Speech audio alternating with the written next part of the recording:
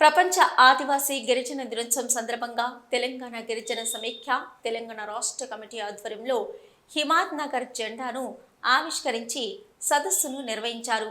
ఈ సదస్సుకు ముఖ్య అతిథిగా సిపిఐ మాజీ ఎమ్మెల్యే చాడ వెంకటరెడ్డి, తెలంగాణ గిరిజన సమైక్య రాష్ట్ర ప్రధాన కార్యదర్శి అంజయ్య నాయక్ హాజరయ్యారు. అందరికీ కూడా తెలంగాణ గిరిజన సమాఖ్య రాష్ట్ర సమితి వైపు నుంచి ఈరోజు ప్రపంచ ఆదివాసీ హక్కుల దినం గిరిజన దినోత్సవం ఇవాళ ప్రపంచవ్యాపితంగా దేశవ్యాపితంగా మన రాష్ట్ర వ్యాపితంగా ఆదివాసీ గిరిజనులందరూ కూడా ఈ హక్కుల దినోత్సవాన్ని సభలు, సమావేశాలు, ర్యాలీలు, చర్చాగోష్ఠీలు నిర్వహించుకుంటూ ఇవాళ ఘనంగా ఒక పండుగ వాతావరణంలో నిర్వహించుకుంటూ ఉన్నారు.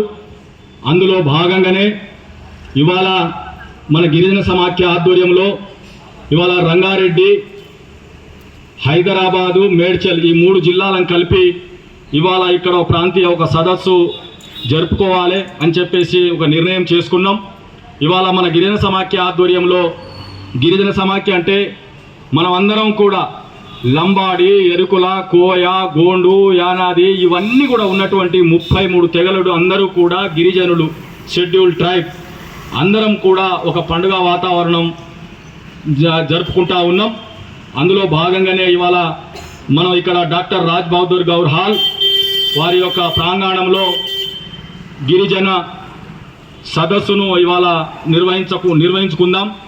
అంతకంటే ముందు వివిధ ప్రాంతాల్లో వచ్చినటువంటి గిరిజన సోదరిమణులు మిత్రులందరికీ కూడా రాష్ట్ర సమితి వైపు నుంచి ధన్యవాదాలు తెలియజేసుకుంటూ, గిరిజన సమస్యలన్నీ కూడా తెలిసిన వ్యక్తిగా ఈ రాష్ట్రంలో కమ్యూనిస్టు పార్టీలో అనేకమైనటువంటి పోరాటాలు చేసి హుస్నాబాద్లో గతంలో ఎమ్మెల్యేగా, ఇదే విధంగా ఇప్పుడు జాతీయ సమితి సభ్యులుగా భారత కమ్యూనిస్టు పార్టీ ఆ ప్రాంతంలో తండాలు, గుడాలన్నిటి కూడా అనేక సమస్యలు తెలిసినటువంటి వ్యక్తి చాడా వెంకరెడ్డి గారు, మాజీ ఎమ్మెల్యే.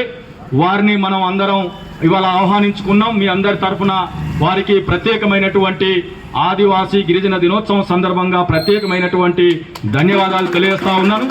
వారు ముందుగా